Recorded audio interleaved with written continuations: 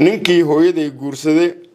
Soomaalida qabiil bay isu sheegtaan laakiin wuxuu ahaa nin maaragtaa qaraabo ahaan annaga nugu dhow ayuu ahaa kadibna hooyaday sidoo u dili jire oo u toojargareyn jire markii dambe asaga ayaa nafta ka qaaday oo dilay annagoo arkayno wuxuu sameeyay marka wax ka daran dilka hooyaday uu dilay ninkaas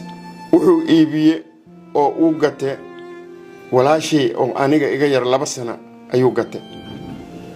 oo wuxuu ka gatay dad markaas cudurka juudaanka qabeen oo dadka cunaya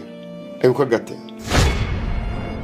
aniga waxaan noqday qofkii labaad uu rabay inuu gato I was on sale maxaa sameeyay marka agahan wax ka daa lugahaygaan ku baxsaday kadibna waxaan tagay suuqa weyn ee magaalada Kismaayo ilaa 3 bilood 4 bilood ayaanan cunin wax raashin ah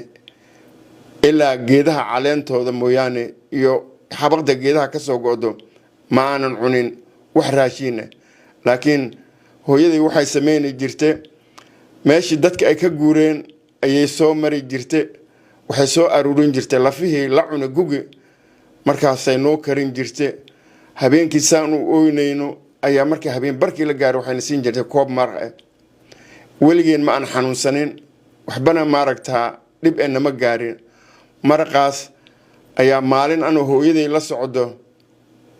ayaa hooyaday waxay soo bixisay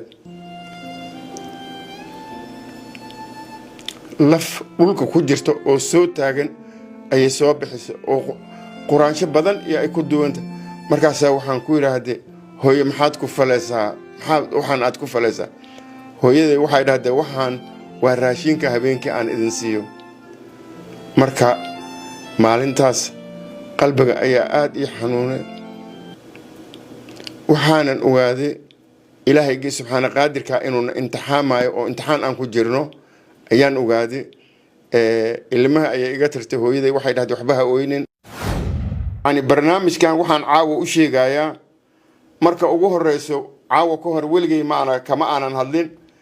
in caruurtayda iyo dadka ay jecelba inay ogaadaan